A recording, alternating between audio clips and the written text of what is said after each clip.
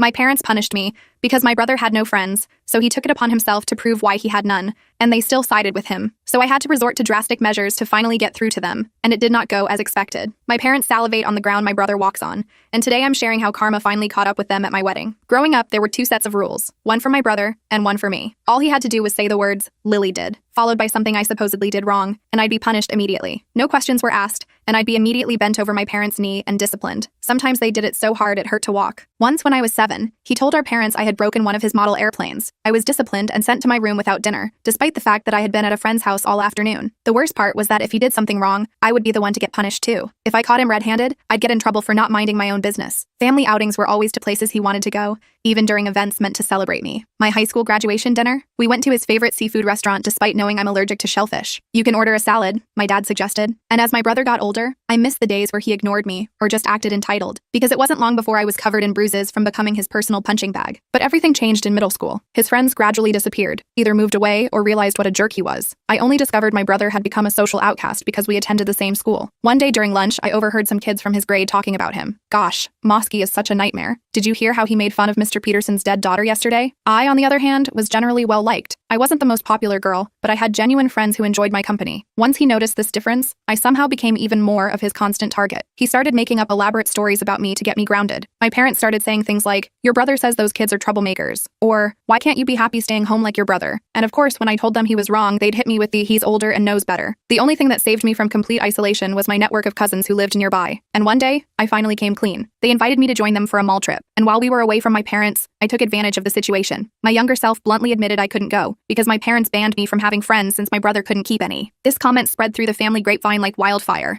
and apparently, my aunts and uncles confronted my parents about it later. "Is it true you're punishing Lily because Mosky doesn't have friends?" my Aunt Sarah asked my mother. I got punished for lying and grounded for weeks, but after that, something shifted. My parents eased up slightly on the restrictions, but the damage to their perfect family image couldn't be reversed. And because everyone now knew about my brother's social failures, he switched schools. My parents immediately agreed despite the higher tuition and longer commute, but still, he never forgave me for exposing him. If anything, his mistreatment intensified. But it wasn't just him anymore. Him and his new friends would come over and bully me together. They'd make comments about my appearance, hide my belongings, or deliberately exclude me from conversations. Once they even put salt in my water glass and laughed hysterically when I spit it out. My mom just smiled indulgently, saying, "Boys will be boys, sweetie. They're just having fun." My cousins became my closest allies, because my parents treated them 100 times better than me. My cousin Jocelyn especially became like the sister I never had. Her house was the only place I could experience what a normal family dynamic felt like. Pretty much everything stayed the same for a while after that, until I turned 16 and got my first boyfriend, because for some reason my parents insisted on meeting him, despite my reluctance. "We have to make sure he's good enough for our little girl," my dad said. And maybe in a world where I actually believed he cared,